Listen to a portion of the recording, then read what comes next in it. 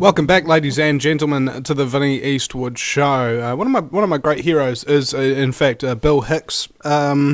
Mostly because he's kind of he woke me up so monumentally to just how hilarious scumbaggery actually can be, which I think is a really healthy coping mechanism. Because hey, if you don't laugh at the scumbaggery, you'll probably be destroyed and have your nuggety brain places corrupted by it. My very special guest is Paul Levy, and is it pronounced Levy or Levy? Because if it's pronounced, No, you were pronouncing it. I was actually impressed. So yeah. Okay. Because if it was pronounced Levy, I was going to make a New Orleans joke, and like we're going to try and open you up or something like that, Katrina style. Now.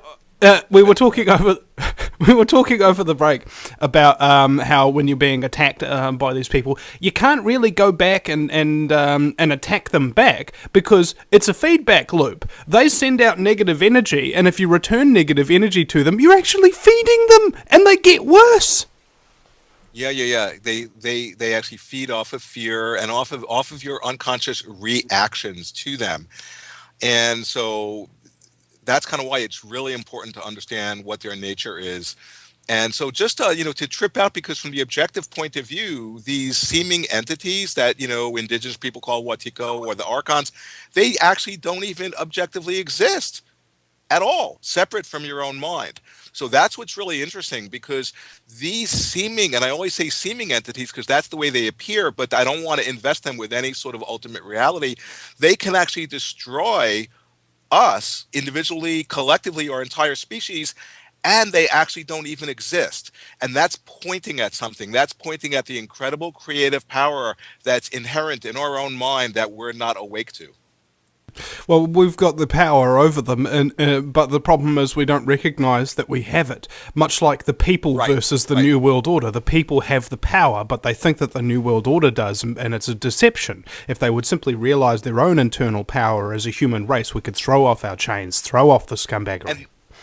And that's even true on the individual dimension, like that. What the Watiko virus does, it actually subverts our own genius for co-creating reality against us in a way that's destroying us.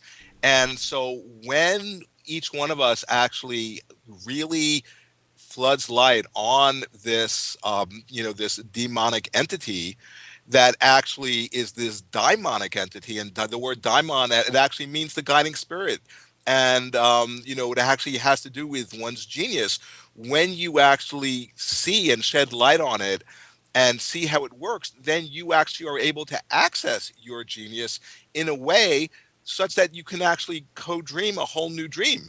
And that's evolutionary, and that's what this is all about. It's almost like, to the extent we're unconscious of these parts of ourselves, of course, they get dreamed up in a seemingly negative way, and then we just, react to them and feed it and act out our unconsciousness in a destructive, self and other destructive way. And yet the whole point is, once we actually recognize that something is being shown to us, then we could connect with our own light. And that's evolution. You've heard of the story of the cosmic schmuck? No, please enlighten me. All right. So, how do you figure out if you're a cosmic schmuck? The answer is you never question whether or not you are the cosmic schmuck. If you're always thinking from time to time, am I the cosmic schmuck here? Then it's very unlikely that you'll actually become him, because you're questioning it all the time. You're self-analyzing. Yeah. And that's really cool, because the thing about Watiko is that you discover part of its nature is that at any moment, any of us could be taken over. And, think about it. Who among us has not, in the course of our lives, unwittingly, with the best of intentions, acted out their unconscious in a way that's been hurtful, either to ourselves or to somebody we're close to. So when you realize that, oh my God, any of us could unwittingly become the instrument to act out this, this sort of negative energy, then that cultivates a sense of being humble. And having like that, the humbleness, that's an inoculation, an immunization toward, from the Watiko bug. And also, I wanted to explain the reptilian brain response as well, because everybody's had these, and this is how you know whether or not you're acting on your instinct, your reptilian brain, or you're actually thinking about it. You ever said something or done something, and you know that had you taken a few deep breaths, counted to 10, you wouldn't have said the same thing, you wouldn't have done the same thing? That's the reptilian brain response. It's an instant, just it comes out. Yeah, and that's you see, that's to be taken over. So that, like I was saying, Watiko, is this daimonic energy. Now, daimonic means it's an archetypal transpersonal. It has to do with that reptilian energy. It's a transpersonal archetypal energy that literally possesses us, or groups of us, or our entire species, in such a way that we then become compelled to act it out. And so that's when somebody is taken over by the Watiko virus. They have no idea that they're possessed. They just feel so much completely fully themselves, and yet they're actually, it's almost like they're this puppet on a string, and they're the instrument for this archetypal transpersonal energy to compel them to become its instrument of incarnation into the third dimension. Is it possible to recognize whether or not you're being taken over by these entities and then get rid of them?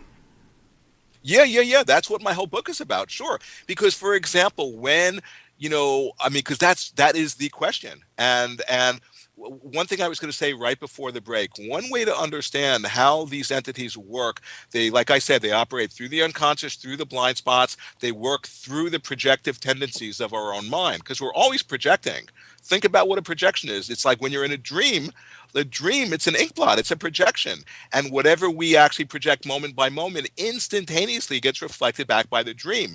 Now that's showing us something, because say if you're holding a particular point of view in a dream, right? And so you're seeing through a particular lens. Well, what is the dream but a reflection, a projection of your own mind? So if you hold a viewpoint in a dream, the dream has no choice but to shapeshift, and in no time whatsoever instantaneously reflect back and give you all the evidence you need to confirm the seeming objectivity of your viewpoint. And then if you don't see that process, then all of a sudden now you become convinced of the objective truth of your viewpoint, which you become even more fixed in, because now you have seeming evidence to confirm it.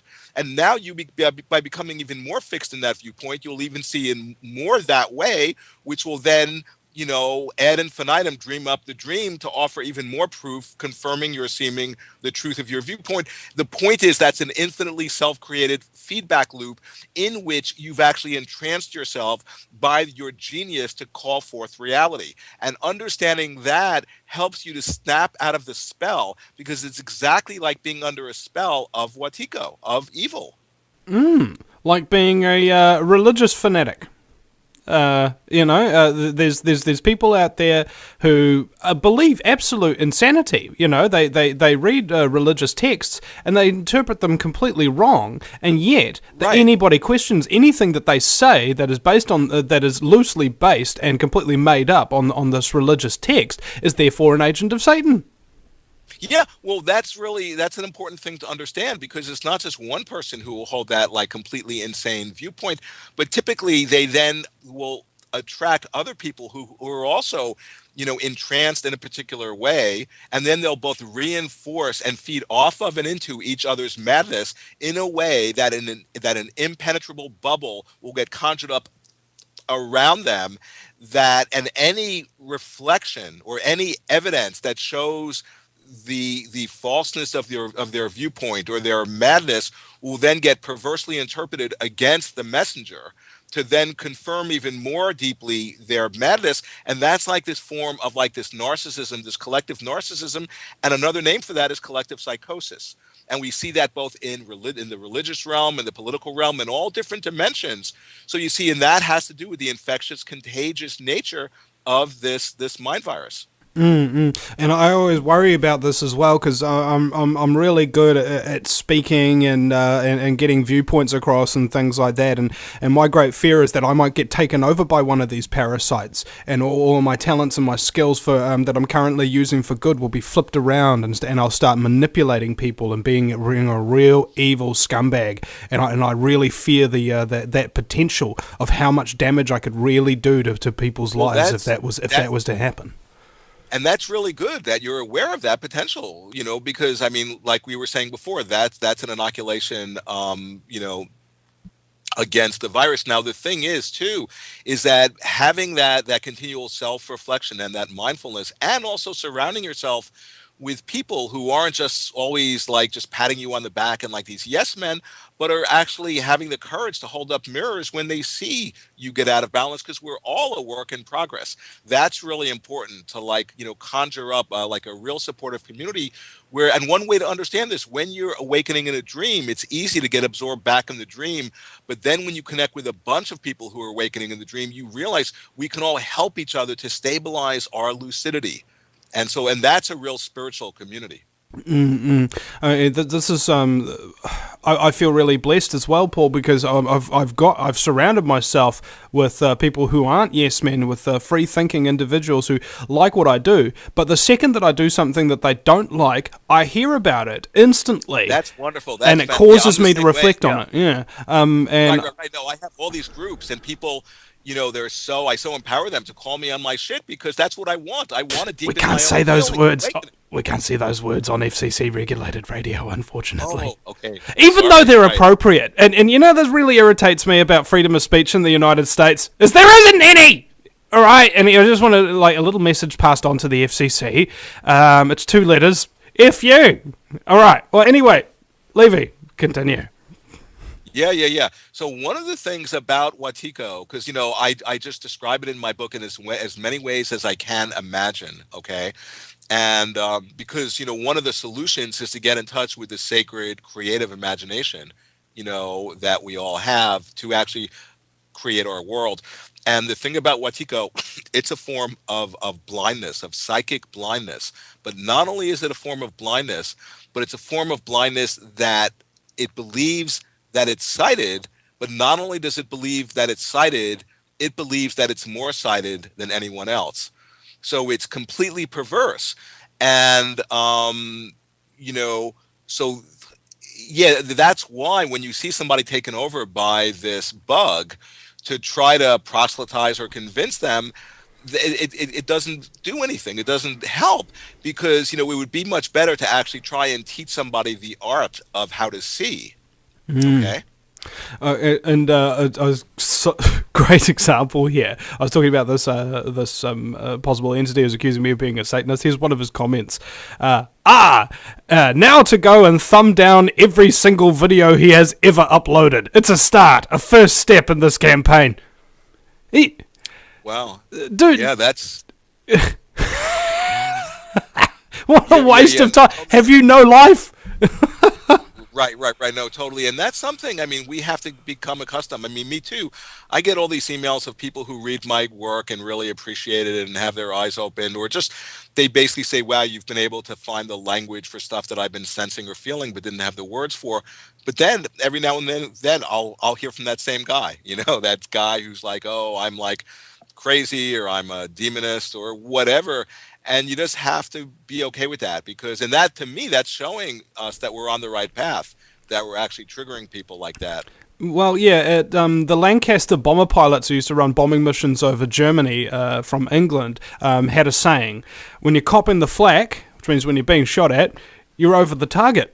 And that's when you need to keep dropping your payload. And I don't know about you and how you feel about this, but I've started to revert back to maybe my my earlier Christian upbringing, like my earlier Catholic upbringing, and feel as though there's a war between light and dark. There really truly is. The light is about awareness, about acceptance, about having a conscience and being kind and loving and that kind of thing. Yeah. And the dark is the antithesis to everything like that. And it is a true war, but it's not only without outside of us, it's also within us.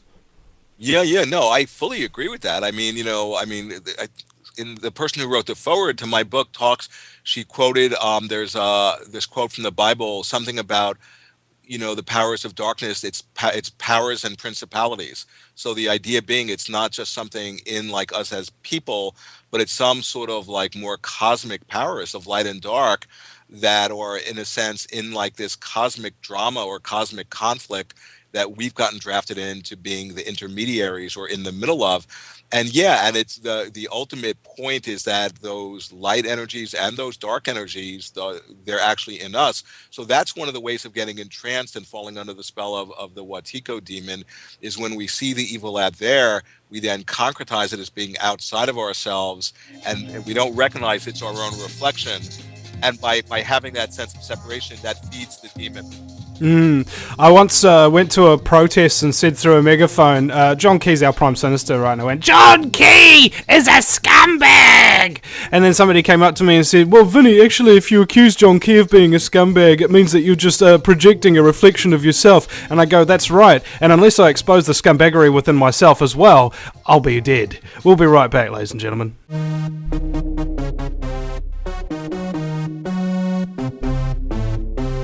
Because, hey, if you don't laugh at the scumbaggery, you'll probably be destroyed and have your nuggety brain places corrupted by it. My very special guest is Paul Levy, and is it pronounced Levy or Levy? Because if it's pronounced... Yeah. No, you were pronouncing it. I was actually impressed. So, yeah. Okay. Because if it was pronounced Levy, I was going to make a New Orleans joke. And, like we're going to try and open you up or something like that, Katrina style. Now... we were talking over the break about how when you're being attacked by these people, you can't really go back and attack them back because it's a feedback loop. They send out negative energy, and if you return negative energy to them, you're actually feeding them, and they get worse. Yeah. They actually feed off of fear and off of your unconscious reactions to them, and so.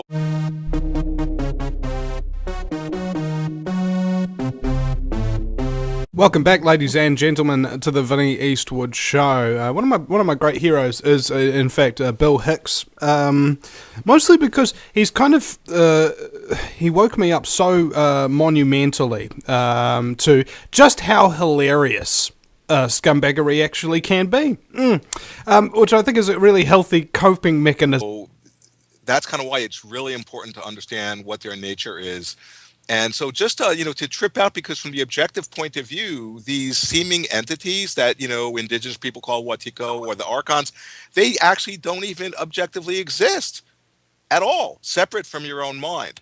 So that's what's really interesting, because these seeming, and I always say seeming entities because that's the way they appear, but I don't want to invest them with any sort of ultimate reality. They can actually destroy us individually, collectively, our entire species, and they actually don't even exist. And that's pointing at something. That's pointing at the incredible creative power that's inherent in our own mind that we're not awake to. Well, we've got the power over them, but the problem is we don't recognize that we have it. Much like the people versus the New World Order. The people have the power, but they think that the New World Order does, and it's a deception.